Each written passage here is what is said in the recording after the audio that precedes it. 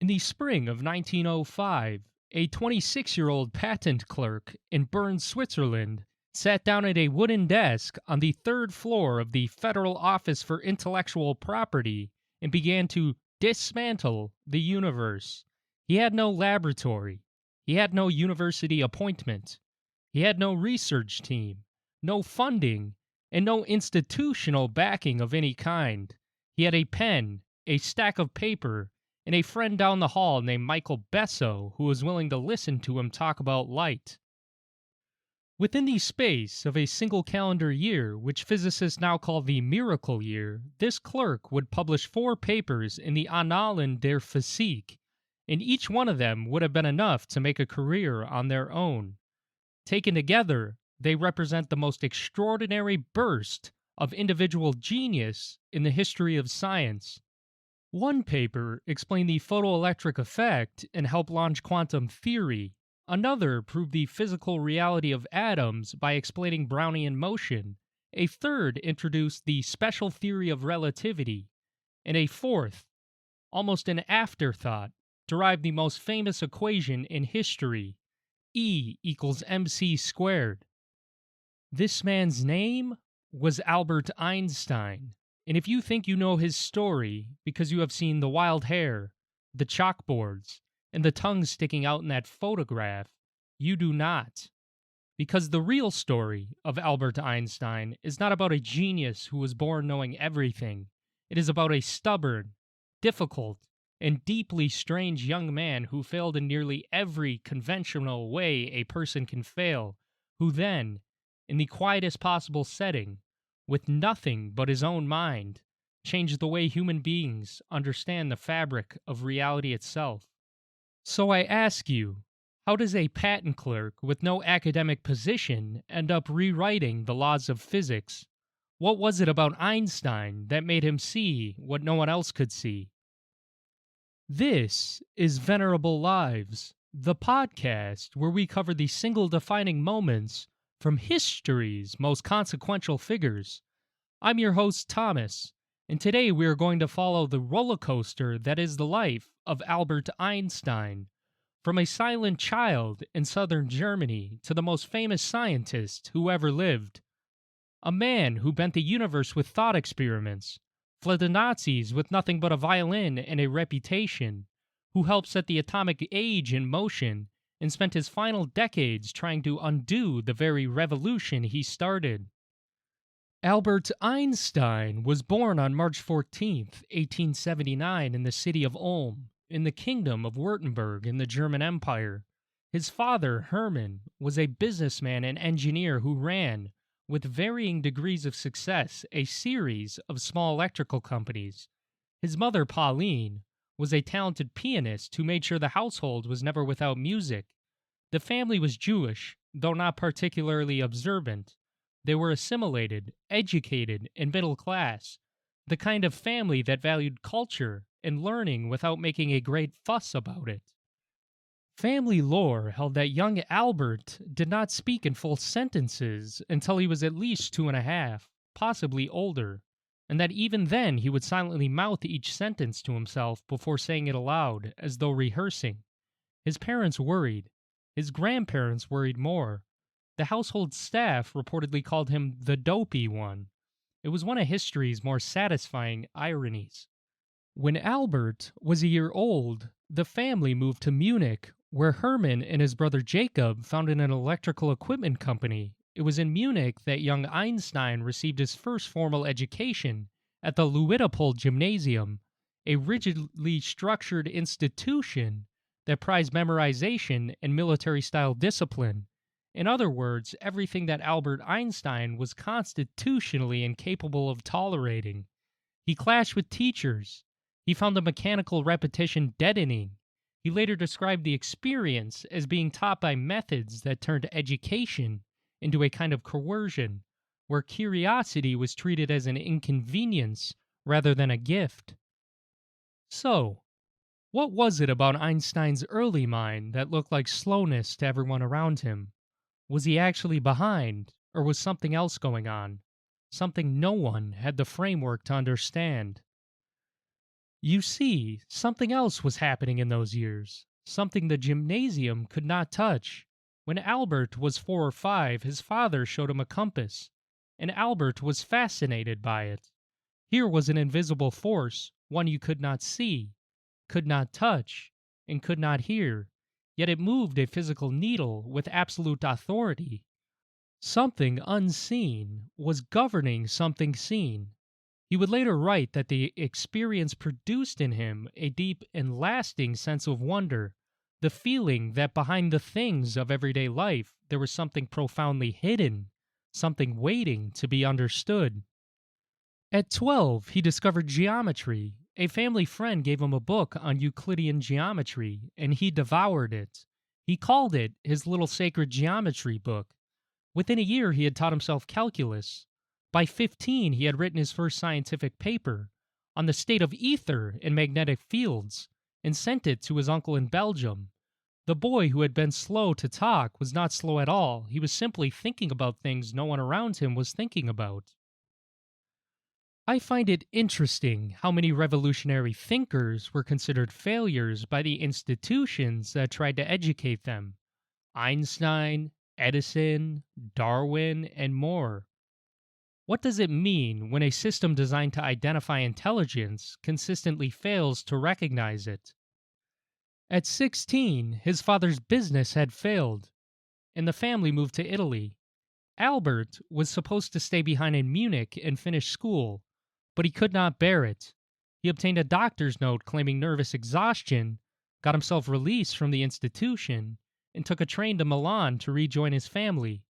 He then renounced his German citizenship at 16 years old, partly to avoid compulsory military service, and partly because he already felt, with a teenager's clarity, that he did not belong to any nation.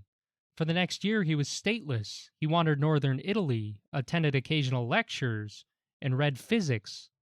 In 1895, Einstein sat the entrance examination for the Swiss Federal Polytechnic in Zurich and failed.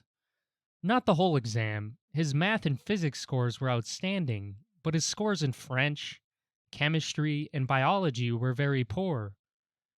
He was sent to a secondary school in Aarau, Switzerland to fill the gaps, and it was there, in a small town in a progressive school that emphasized independent thought, that Einstein finally found an environment that did not try to stamp out his curiosity. He passed the entrance exam the following year and enrolled in 1896. The years at Polytechnic were formative, but not rather triumphant for Einstein. He skipped lectures he found boring, relied on the notes of his more diligent classmates, and spent much of his time reading the latest physics journals on his own. He was brilliant, everyone could see it, but he was also arrogant, difficult, and frankly disrespectful to many of his professors. When he graduated in 1900, he was the only student in his cohort who did not receive an offer for a university assistantship. His professors, whom he had alienated with his attitude, declined to recommend him. For 2 years he drifted, tutoring, substitute teaching, applying for position after position, receiving rejection after rejection. I wonder what the version of this story where Einstein gives up looks like, where the system beats him. Where does the stubbornness come from that keeps a person applying after a dozen rejections? His old classmate, Marcel Grossman, saved him.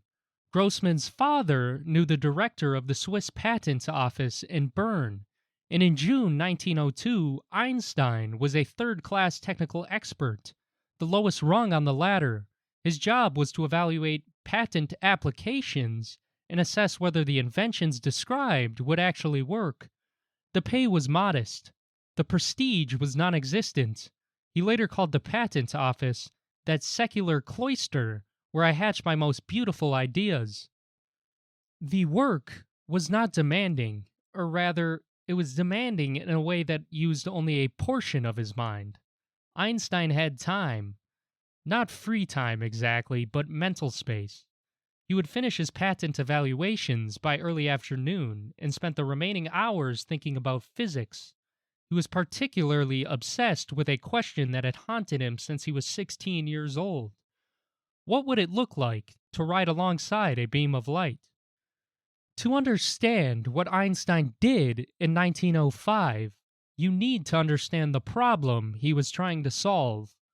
By the end of the 19th century, physics had two great frameworks that each worked brilliantly on their own, but were fundamentally incompatible. There was Newtonian mechanics, which described how objects moved, and Maxwell's electrodynamics, which described how light and electromagnetic fields behaved.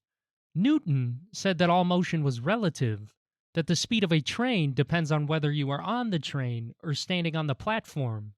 Maxwell said the light traveled at a fixed speed, roughly 186,000 miles per hour, and that this speed was the same, regardless of who was measuring it or how fast they were moving. These two claims could not both be true at the same time, not without something fundamental giving way. If you were on a train moving at half the speed of light and you shined a flashlight forward, Newton said the light beam should be moving at 1.5 times the speed of light from the perspective of someone on the platform. Maxwell said no, it is moving at exactly the speed of light, no matter what. Physicists had been wrestling with this contradiction for years. Some proposed that there was a luminiferous ether, an invisible medium filling all of the space through which light waves traveled, the way sound waves travel through air. Experiments by Michelson and Morley in 1887 had failed to detect any such ether, but the physics establishment was not ready to let the idea go. Einstein could see why. His insight was breathtaking in its simplicity. There was no ether. Light does not need a medium, and the speed of light really is constant in all frames of reference. It was not Newton who was wrong about relativity, but the hidden assumptions buried inside Newtonian mechanics about space and time. If the speed of light is truly constant, then something else must give, and what gives, Einstein realized, is time itself. I mean, really, what does it take to look at a problem that every major physicist in the world is working on and say, they are all wrong, and I, a patent clerk, can see why? On June 30th, 1905, the Annalen der Physik received a paper titled On the Electrodynamics of Moving Bodies. It contained no footnotes, cited almost no previous literature, and was written in a style so plain that it read more like a conversation than a scientific treatise. The paper began with two hypothesizes. The laws of physics are the same in all inertial frames of reference, and the speed of light in a vacuum is the same for all observers, regardless of their motion relative to the source of light. From these two simple premises, Einstein derived consequences that shattered 3 centuries of assumptions about the nature of reality. Time, he demonstrated, is not absolute. A clock moving at a high speed runs slower than a clock at rest, not because the clock is broken, but because time itself passes more slowly for the moving clock. Length contracts in the direction of motion. Mass increases as velocity increases. And simultaneously, the intuitive idea that two events happening at the same time are objective is an illusion. Two events that appear simultaneous to one observer will appear to happen at a different time to another observer moving at a different velocity. The universe, Einstein showed, does not have a single universal clock ticking away in the background. Time is local. Time is relative. Time depends on how fast you are moving. This is the moment where most people's brains rebel. Mine sure does. Time slows down? Length contracts? How do you even begin to wrap your mind around the idea that the universe does not work the way your senses tell you it does? 3 months later, Einstein published a short follow-up paper, almost a postscript, in which he derived the equivalence of mass and energy. The equation was E equals mc squared. The energy contained in a body at rest is equal to its mass multiplied by the speed of light squared. because the speed of light is an enormous number and its square is inconceivably enormous. This meant that a tiny amount of mass contains a staggering amount of energy. It was an equation that would, 40 years later, be written across the sky above Hiroshima when the United States dropped the atomic bomb. And Michele Besso, Einstein's friend from the patent office, remember him? The one who had listened patiently to all those lunchtime conversations about light and clocks and moving trains? Einstein acknowledged him in the paper, the only person he thanked. The friendship had been a sounding board. Besso never fully understood what Einstein was doing. I'm not sure any of us would, but he asked the right questions, and sometimes that is enough. The world, on the other hand, did not immediately notice. The papers were published in a respected journal, but Einstein was unknown, and the ideas were so radical that most physicists needed time to absorb them. The man who noticed first, and who mattered first, was Max Planck, the father of quantum theory and arguably the most respected physicist in Germany. Planck read the relativity paper and recognized immediately what he was looking at. He began teaching it in his lectures at the University of Belgium. And within a few years, Einstein's reputation among physicists had gone from zero to extraordinary. In 1909, Einstein finally left the patent office and took his first academic position at the University of Zurich. Over the next 6 years, he moved through a series of increasingly prestigious appointments: Prague, back to Zurich, and finally, in 1914, to the University of Berlin, where he was made a member of the Prussian Academy of Sciences and given a position with no teaching obligations. He was 35 years old and already considered one of the greatest minds in physics. But he was not finished. He was in fact only beginning the work that would consume the next decade of his life. Yes, I am telling you that Einstein achieved special relativity at 26, and then spent the next 10 years working on something harder. So I mean, really, what drove him to keep pushing when he had already changed the world? Special relativity dealt with objects moving at constant speeds in straight lines, inertial frames of reference. But what about acceleration? What about gravity? Einstein became convinced that gravity was not a force in the Newtonian sense.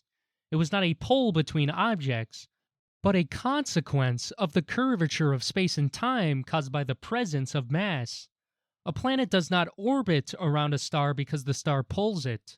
A planet orbits because the star's mass wraps the fabric of space-time around it, and the planet follows the curve. This was general relativity, and it took Einstein 10 years of grinding, often frustratingly difficult mathematical labor to complete. He struggled with the mathematics, which was far beyond anything he had attempted before. He made errors. He published premature versions that turned out to be wrong. He enlisted the help of his old classmate Marcel Grossman, who himself was now a mathematician, to guide him through the Ricci calculus required. In November 1915, Einstein presented the completed field of equations of general relativity to the Prussian Academy. They were, by any measure, the most beautiful equations in the history of physics, a description of gravity not as a force, but as a geometry, not as something that acts across space, but as something that shapes it. The confirmation came 4 years later, during a total solar eclipse on May 29, 1919, 2 British expeditions, one on the island of Principe off the coast of West Africa, the other in Sobral, Brazil. They measured the positions of stars visible near to the sun. General relativity predicted that the sun's gravity would bend starlight by a specific amount. Newton's theory predicted a different amount. The measurements matched Einstein's prediction. When the results were announced at a joint meeting in London on November 6, 1919, it was front-page news around the world. The Times of London ran the headline, "Revolution in Science. Overnight, Albert Einstein became the most famous scientist on our planet." But behind the fame, his personal life was in ruins. Einstein had married his university classmate, Mileva Maric, in 1903. They had two sons, Hans Albert, born in 1904, and Eduard, born in 1910, and a daughter, Lietzel, born before their marriage in 1902, whose fate remains one of the great mysteries of Einstein's biography. She likely died of scarlet fever as an infant or was given up for adoption. No one knows for certain, and Einstein never spoke of her publicly.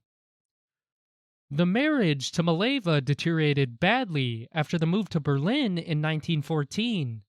Einstein had begun an affair with his cousin Elsa Lowenthal, and within months of arriving in Berlin, Mileva returned to Zurich with the boys. They divorced in 1919, the same year of the eclipse, under remarkable terms. Einstein promised Mileva the money from the Nobel Prize he had not yet received, but was certain he would eventually win. He was right. In 1921, Einstein was awarded the Nobel Prize in Physics, but not for relativity, which was still considered too controversial. For his 1905 explanation of the photoelectric effect, the prize money went to Mileva as he promised. So really, Einstein promised his ex-wife the Nobel Prize money before he won it. What does that tell us about the man, his belief in himself, and the guilt? He married Elsa in 1919, and by most accounts, the second marriage was more companionship than passion. Einstein was, by his own admission, not built for domestic life. He was consumed by physics, indifferent to most social obligations, and had a capacity for emotional detachment that bordered on cruelty. His younger son Edward, who showed early brilliance and dreamed of becoming a psychiatrist, developed schizophrenia in his 20s. He would spend much of his life in institutions. Einstein, by then living in America, rarely saw him again. It was one of the darkest threads in a life full of public brilliance and private sorrow. By the mid-1920s, Einstein found himself in an unexpected position, on the wrong side of the revolution he had helped start. Quantum mechanics, the theory of the subatomic world, had developed rapidly in the hands of younger physicists like Werner Heisenberg, Erwin Schrödinger, and Niels Bohr. The theory worked spectacularly well, predicting experimental results with astonishing precision, but its implications disturbed Einstein to his core. Quantum mechanics said that at a fundamental level, nature is probabilistic. An electron does not have a definite position until it is measured. A radioactive atom does not have a definitive moment of decay. It exists in a superposition of states until observation collapses the possibility into a single outcome. Schrödinger put it best, Schrödinger's cat being both dead and alive until the box is opened. Heisenberg's uncertainty principle declared that you could never know both the position and the momentum of a particle with perfect precision, not because of the limitations of your instrument, but because the universe itself does not permit it. Can you imagine building a revolution and then watching it develop in a direction that you believe is fundamentally wrong? I struggle with this thought experiment. How do you fight a theory that you helped create? Einstein fought it for the rest of his life. At the Fifth Solvay Conference in Brussels in October 1927, Einstein launched his first serious attack on the Copenhagen interpretation, the framework championed by Bohr and Heisenberg that accepted probability as a fundamental feature of nature, not a limitation of human knowledge. Einstein devised thought experiment after thought experiment designed to expose contradictions in quantum theory, and each time Niels Bohr would stay up all night, think his way through Einstein's objection, and present a rebuttal the next morning. The exchanges were legendary, two of the greatest minds in physics pushing each other to the absolute limit of human reasoning. Einstein never conceded. He could never accept that the universe, at its deepest level, ran on chance. It was inconceivable to the greatest mind the world had ever known.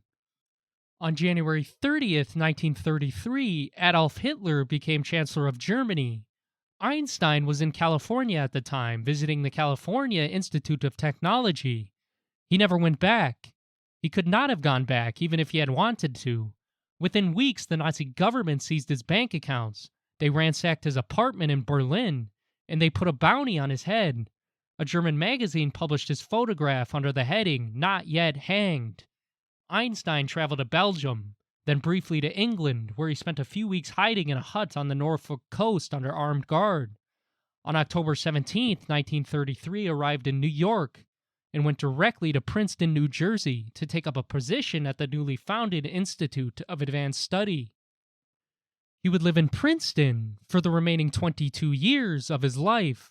He became an American citizen in 1940.